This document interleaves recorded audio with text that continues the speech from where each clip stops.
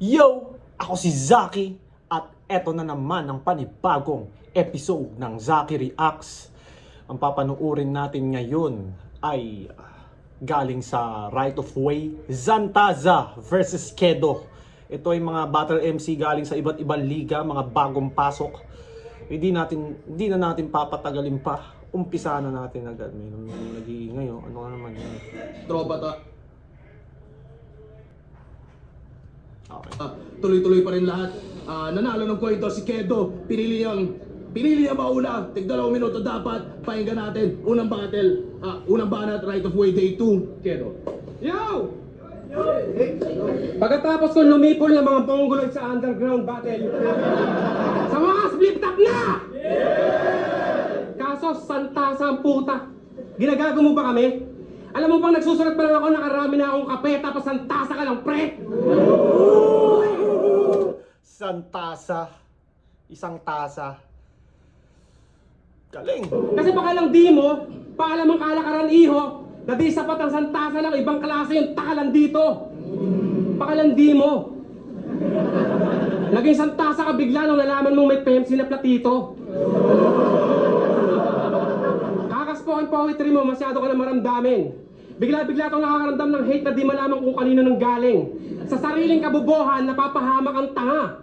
Imaginary na nga lang haters mo, tangina mo, nasasaktan ka pa. Masyado ka mainit, alam mo kahit sa ligo, kulang ka. Kaya tanginan to, tinubuan lang ng bungi, sasabihin na kulam siya. Umaapaw sa galit, kaya yung kabubuhan bumaha. Galit ka sa magkakatunog na battle MC habang ikaw mismo pinaka-epektibong gumawa. Nakuha mo pang sitahin si Spero sa... kapal na mukha.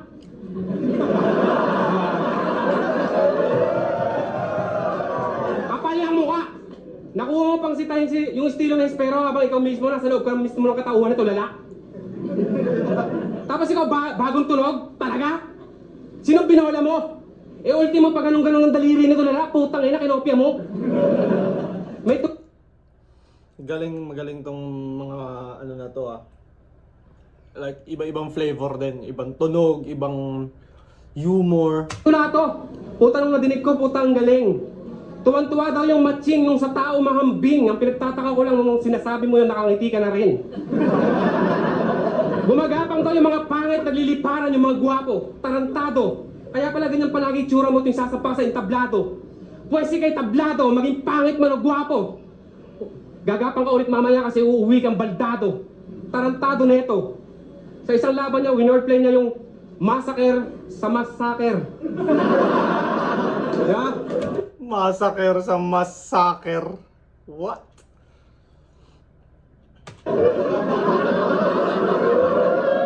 Diaper sa diaper. Parang ganun. Nung nadinig ko yung puta, gusto ko itang kwelyuhan. So kung massacre pala sa'yo kalaban mo, bali ang punto mo, ikaw medyo lang. Yan. Ang dami naman titika dyan na pwedeng laruin, ba't di ka man lang namili?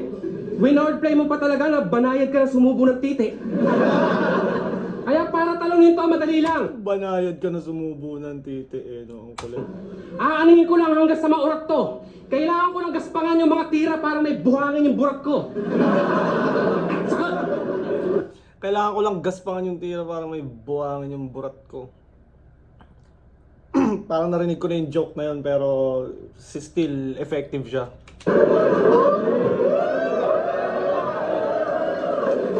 Saka tangina, parang di magiging kaakit-akit sa pandinig tong punyeta.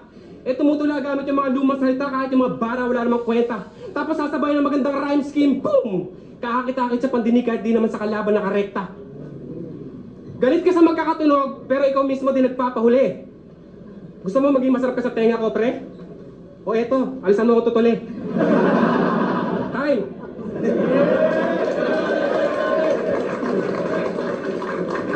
Gusto mo maging maganda ka sa pandinig ko, pre? Tenga ko, pre? O eto, alisan mo ako tutuli. Time! Sabay kinuha no? Kung kinuha, akin na, tangina mo. Tatanggalan talaga kitang tutol Yo, check! Abril 24, Nakatingala pa ako nun sa langit, pinagmamasdan ko yung mga ulap. Nung araw na yun, nagchat din sa akin si Boss Arik, tanggap ka na, yun ang pambungad. Siyempre, halos ako nagpanik. Yung awa kong pagkain, halos sumambulat. Bukod sa pasukan na ng flip-top, sino bang di magugulat, bigyan ka ng kalaban na adik, tas baguhin mo daw yung utak. What the fuck? Haysa muna, flip-top game! Yeah! O ikaw putang ina mo, kamusta yung pagtutulak mo? Di ba taga Bulacan ka? Di pumuputok siya sa lugar nyo. Pumuputok yung shabu sa lugar nyo. May ganun ba? Shabong pumuputok? Or yung tama yung pumuputok? I don't know. Ikaw putang ina mo, kamusta yung pagtutulak mo? Di ba taga Bulacan ka? Di pumuputok siya sa lugar nyo.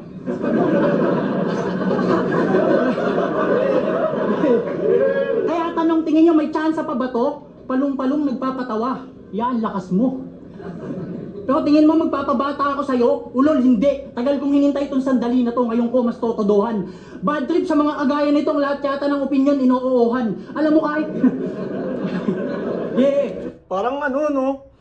Feeling ko, sa small room, ang daling makakuha ng reaction. Like, effortless mong makukuha yung reaction. Parang eto, kahit napakasimple lang jokes nila, no, ang daling kilitiin ng crowd. Sarap maka-experience ng ganitong crowd ulit sa flip top. Alam mo kahit di ako pulis, gusto kitang potongan. Ganito kasi yung itsura ng mga ultimo minor de edad, binobusohan. Walang yaka. Alam mo kung ba't ako nandito? Siguro dahil yun sa potential at effort ikaw. Kaya ka nandito, mukha ka may criminal record. Ito ay wutang shit, patay ka sa aking method ya. Lalo tong battle rap na discover mo nung ikay 35 years old na. Tangina mo, late bloomer ka. Yung estilo mo, ginagawa ko na yun dati nung binatilyo pa ako at sober pa. Ang hindi lang, yung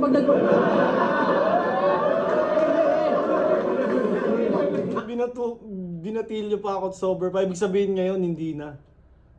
Hindi na siya sober ngayon. ang hindi ko lang Ang hindi ko lang ginagawa yung pag nagpa-practice siya sa harap ng salamin, tas sa bibig mo may tutor ka. Tangina mo, ang dami mong kamukha. Kanina kala ko si Philippine Looper ka.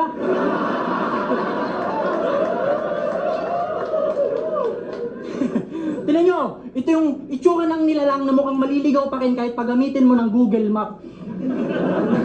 Ikaw lang yung taong bukod tanging nagagalit sa salitang boodle fight. Pero bakit ka nga ba nandito, Kedo? Para pamalit kay Dodong Saipa? Kay Saito o kay Manda? Kaya ako nandito, ilalagay ko yung pangalan ng bayan ko sa mapa. Kasi mapa, malayo, umapa, malapit tol, di ka aabot kay Santasa. Kahit saan mo ko daling brigada. Ako'y Bosyo, ikay Kwarna. At hindi kasi di... Ako'y Bosyo, ikay Kwerna. Pag Bosyo, yun yung... Excuse me, like... Pag Bosyo, parang veterano na sa kulungan. Hindi mo na pwedeng, like, hindi na nauutusan. Hinihingan na rin sila ng mga opinion pagka may meeting yung jail. Kwerna, yun yung mga bagong pasok na wala pang tatak, wala pang gang, walang pangkat. Ikaw yung mismong batong hawak ni Darna. At mas malagim pa yung dating mo sa mga bading dun sa wet dreams ni Plasma. Yeah, pero kidding aside, sa likod ng mahaba nating paglalakbay bago makatungtong dito, ano yan dala-dala mong sandata? Ano? Mga batang pinahalakhak, mga matandang pinatawa. Imposibleng di mo alam na ang tungo natin sa ganitong malaking digmaan. Kaya ba't nagpapapanday ka pa kung gawa din lang pala sa kahoy ang bitbit mong espada? Tangina mo, walang espesyal sa estilo mo kasi nilohi ka, wala ka. Literal na magpatawa lang talaga yung kanyang kakayahan, yun lang ang iyong kaya. Tangina mo, hindi lahat ng mga yan nagbayad para lang tumawa. Tapos may magagawa pa ba tayo? Bukod sa mukha ka ng bayag, nagsasalita pa. Kaya lagay mo sa akin ngayon ay parang matandang nawalan ng pitaka sa kalagitnaan ng kalsada tas sa kakahanap niya nabangga siya.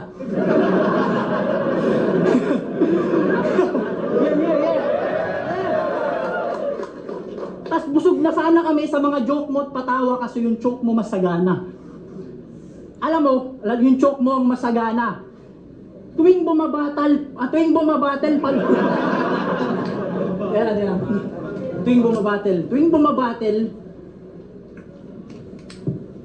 lagi kang palumpalo kaya halatado mong kabado. Alam mo, di naman talaga choke yung dahilan kung ba't lagi kang natatalo. Hindi mo kaya mag-on the spot, hinahayaan mo mapahiya ka sa harap ng maraming tao. Alam mo tol, mag-freestyle ka kapag Mali mo lang, mawala ka sa kalagitnaan ng mga katha mo, kaso di mo ako magets, di ba? Di ka makarelate kasi ito yung sanity effect, mas makulay mga katha ko kasi taga-ingay likha ako. Nakumpa ka sa'yo, ako ay mas hubog, mas walang hiyat, mas kakaibang tunog. Pumunta ka dito ng buo, uuwi ka ng wasak duog, tubok sunog, lasog-lasog. Binasican lang nung round 1, boy, kachug-kachug. Kachog!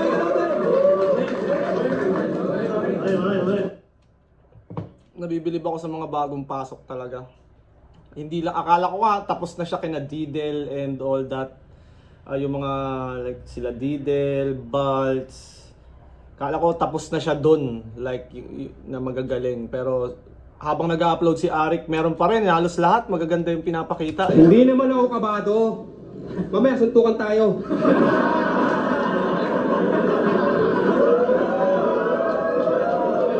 Round 2 game! Sabi ni Espero, kababata ka daw nito lala. Sa bagay, hanggang ngayon naman yung samahan nyo, hindi pa natitigil. Nagkakatampuhan lang daw kayo pag nabubutas mo yung foil kasi madalas ka nang sinasapingil. Sobrang pasmado ng kamay mo. Madalas ka pang inaatake ng nerve. Parang baguhan ka daw na volleyball player kasi napaka-bobo mo mag-serve. Ang duda ko pa, Baguhan na basketball player, ang bobo mo mag-serve.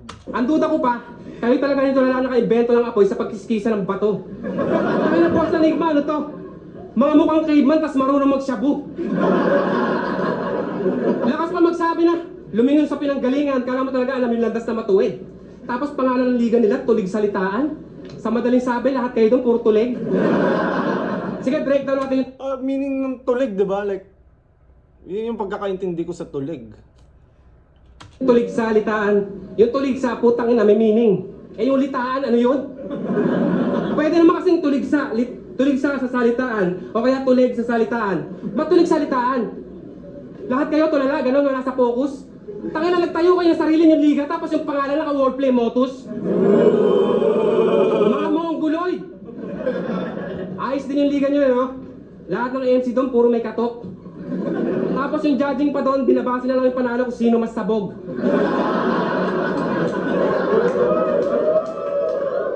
Kahit yata adik pasok na sa liga nyo, malamang unlihit-hit pa, no?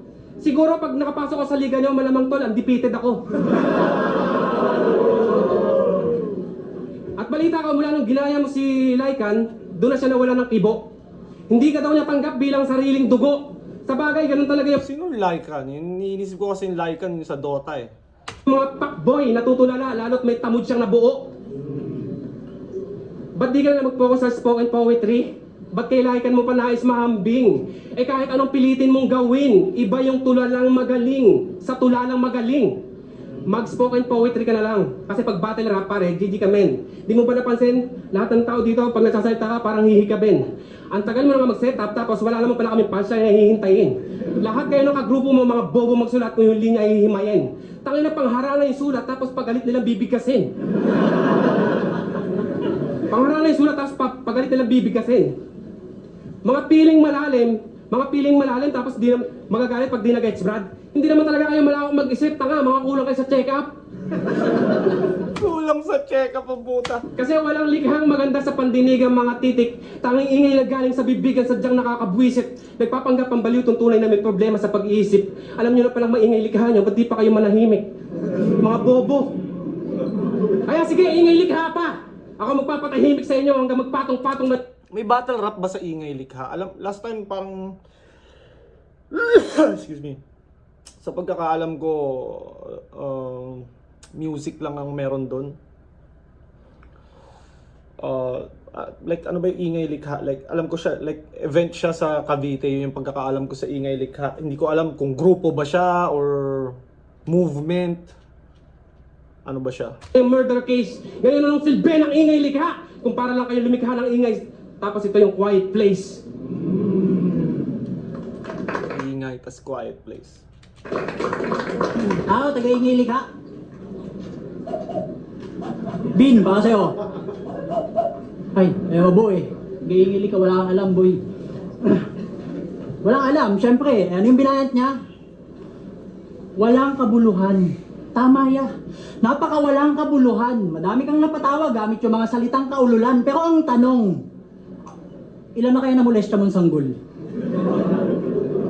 Sobrang pangit mo, tol. Ang hirap mo ipagtanggol. Ganito yung mga itsura ng nagsasabi sa atin ng mga bata pa tayong tutubo sa tiyan natin, yung mga nalulok natin buto ng santol.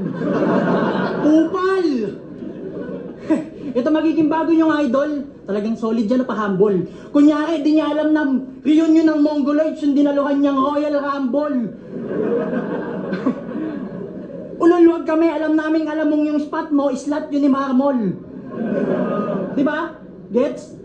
Kasi Mongoloid lang sa kapwa Mongoloid niya, pumapatol.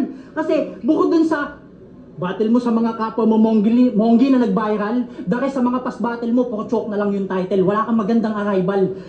Wala kaming mapupulot sa mga verse mo ng aral. Mas makakapulot pa yata tayo ng mga verse sa mga scandal. Bars sa mga scandal. Kabibe mo yung mga bading dun sa gay version ng Spartan. Kasi wala kang bars. Alam mo ano meron ka? Putok sa yung underarms.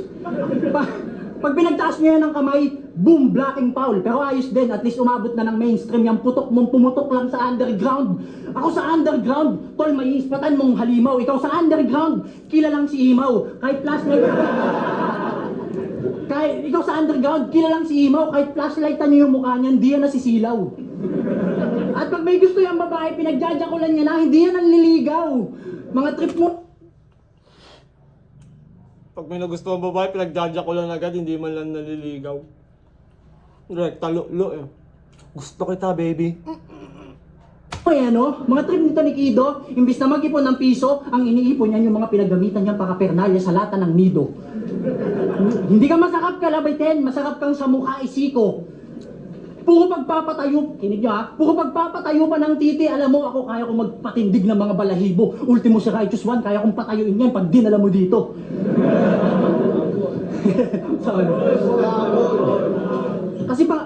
Kasi pati mga nagiging chicks nito ni tropa, tangina pwede pang buong tropa.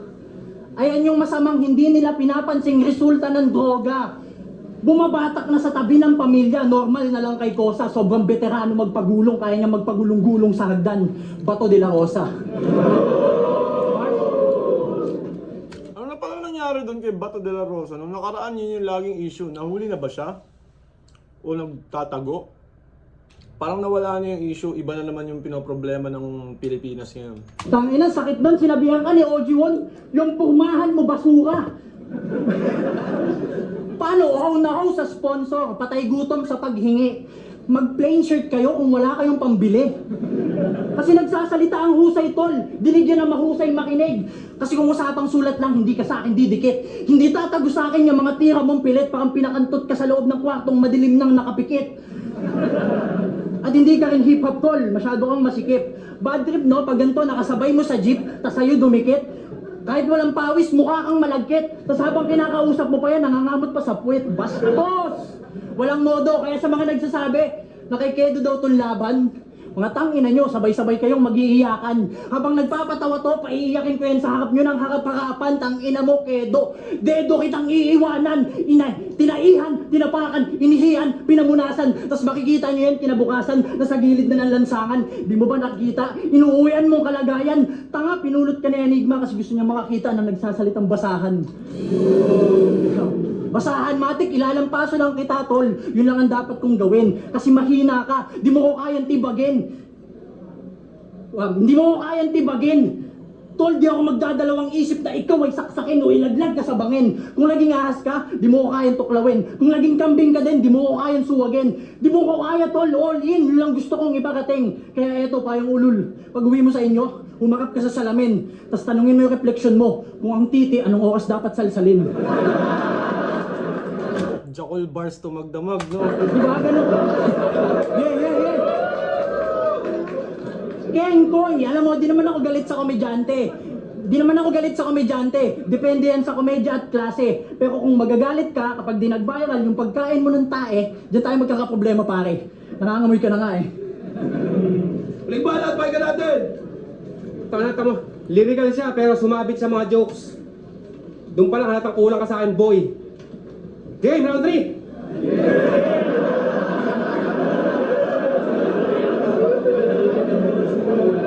Sabi ng misis mo, tattoo artist ka din. Galing. Ikaw pa nga daw nagbigay ng kulay pati sa kanyang broken heart. Sa katunayan, yung pangalan daw ng ex niya sa boobs, ikaw pa nag-cover up. Kaso may isang parte sa pagkatao mo na palihim na kumikirot.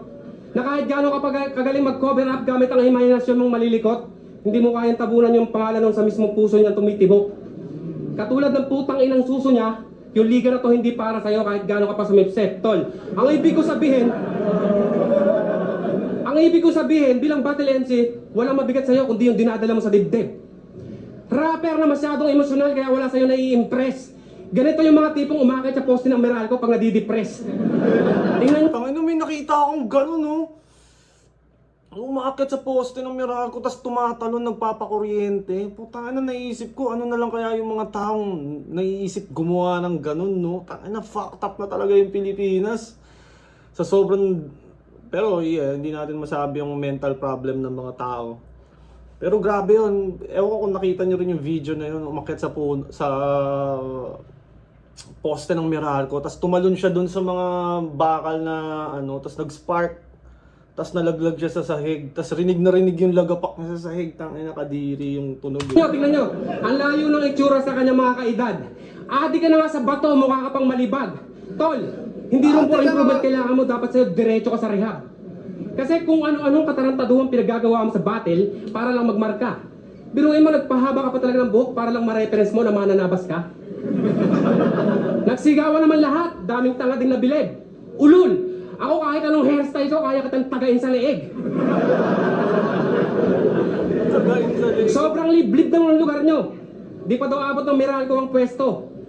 Nagkakailaw lang daw sa inyo pag dinadalaw kayo ng San Telmo.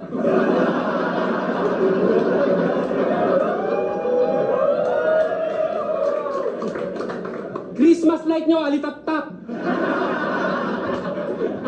Christmas light nyo, alitap-tap. Christmas light nyo, nagkakailo. Hindi yun, Chok, ano ko lang kasi...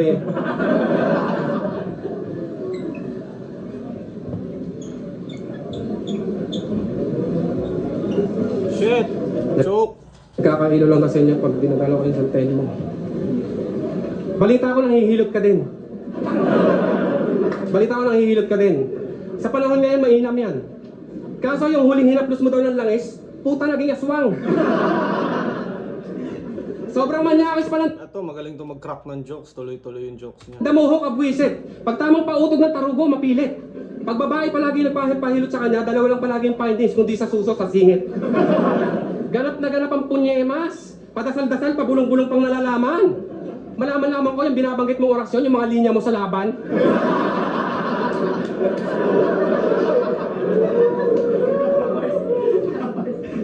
Ano, di ba galit ka sa jokes? Pwes, wala akong pakialam sa katulad mong basura. Isa pa, hindi ko naman intensyon na patawanin ka yung kulitin nila yung gusto kong makuha. At saka, at last! Gusto ko makita kung magta-translate ba yung ganito. Kasi kung small room, mabenta naman yung jokes eh. Like, para sa akin, nagiging effective naman siya. Marunong naman siya mag-crack ng jokes. Mag 1-2-1-2. Gusto ko makita kung big stage gagana ba. Kasi may ganun parang nakita ko kay Mirage. Hindi gumana yung style ni Mirage sa big stage eh. Hindi gusto kong makuha. Basta ako! Rekta lang sa'yo!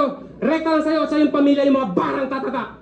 Habang ikaw, yung mga linya mo para pukin ang asawa mo kasi para sa lahat. Limbalan, pahinga natin! Kinig nyo yung country niya? Para nakikinig kayo sa bobong nag-i-impeach. Pawala-wala yung country niya, akala nyo yung round niya nag-glitch. Pero dito na tayo sa pinakamagandang parte ng pag-eksperimento, yun na yung round 3. Kaya ang title nito, bawal po umihi, walang ID. Supot ka pa, YB, ako smooth na dope, YG. Wak, napasama lang yung mukha mo sa lakawan, pero bukod tanging nakawaki. Kasi kung mangyaring yung iyong sinisintang sining ay maabutan mong sa ibabaw ng ibang artista gumigiling, o kaya matulog ka ng sa iyong kasiping at wala na sa iyong pagising, okay lang yan tol, huwag kang mag-alala, parte ang pagkabigo ng pag-ibig. Kaya ang sasabihin ko sa'yo, okay lang yan tol, at saka ulul, wala akong maipapayo, magpakamatay ka, yun ang una mong isipin. Kasi wala kang pakialam sa nakakamdaman mo. Kahit magpatayan kayo ng asawa mo sa harap ko, hindi ako makakaramdam ng awa. Dahil itong tinanggap mo at demonyo tong nasa harap mo. Ako yung mismong nag-abot ng mansanas na sa asawa mo na pinapapak nyo. Kasi hinasa ako para dito. Ikaw may ginahasa ka na, Kido. Ganito yung mga itsura ng bastos na tito, mas piniling maging manyakis imbis maging superhero. Mas pinili maging manyakis imbis na maging superhero. Kaya nakikiramay ako dun sa sinabi mo na gagalingan mo. Mas maniniwala sana ako kung sinabi mong yung pa ako hahalikan mo. Kasi para saan ang espasyo ng paggaling sa laman ng utak na ikakarampot. Bawat hinahain mo pang kiliti sa sikmura sa kanyang kada sandok. Ako bawat hinahain ko palaging bagong tampok. Wala akong hinahaing ampok. Ikaw kahit anong ihain nyo, hindi ka kumakain. Kaya yung mukha mo sinliit na ng mangkok. Di mo palagi kang balisado. Kasi sa dami ng salto, pinagmumukhang magaling yung sarili niya gamit yung kasangdos. Hindi ka magaling, tol. Di ka rin mainit. Maligamgam ka lang. Di ka nakakalapnos. At ano na itong kalaban mo, boy? Ako'y pantapat na sa mga Diyos. Ano na ki? Nang ino mo. Di, ano na ki? Ano na ki? Do, pampatawang asakan pa rin lang ba tingin mo dito? Diyan ka nakakapikon. Kasi kung yung iba nagpapanggap na baliw, ikaw nagpapanggap na matino. Diba? Pero okay lang yan, tol. Alam kong sanay ka sa pakiramdam ng mabigo, pero sana mas mag-level up ka pa. Makaramdam ka pa sana ng mas makihot.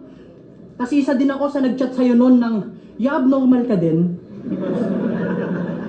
Pero yun sa akin, hindi tanong, chinat ko yun ng madiin. Kasi abnormal ka talaga. Patulan mo ba naman yung 4 na may saltek kung di ka ba naman papansin? Eh talagang pang flip top na si Kedo. Bukod sa 4 na sayad, yun 4 na aklas din.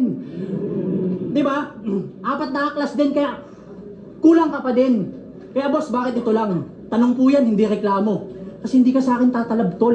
Kahit magpustahan pa tayo, doblado tama mo kapag nanalo. Di mo ba napapansin? Di ako dumidepensa, tol. Puro atake lang ginagawa ko. Kasi alam kong mahina ka. Gusto ko lang ipamukha sa pagmumukha mo.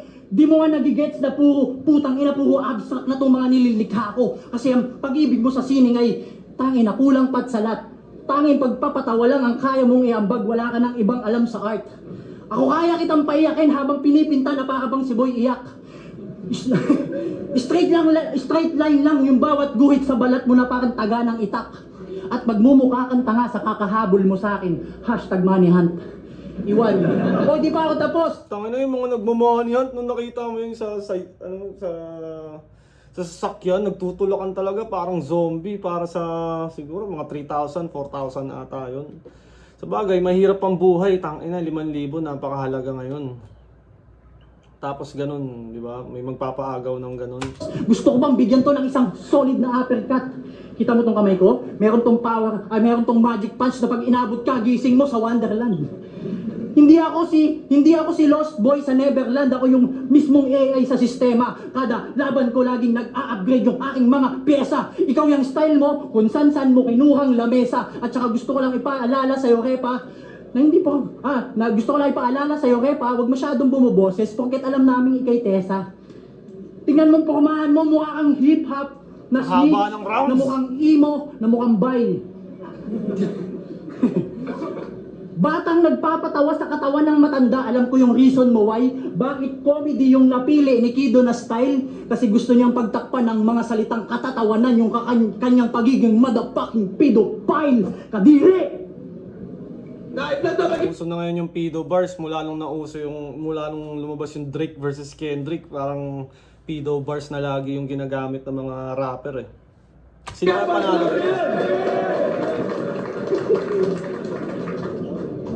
Right of way, Santasa vs. Kedo, mag-iayos 1 beses para sa kanilang pareho, solid yung laban na yun. At shoutout sa lahat na nandito pa rin sa kabila ng lahat ng init at intensity ng mga laban natin. Grabe yung laban na yun.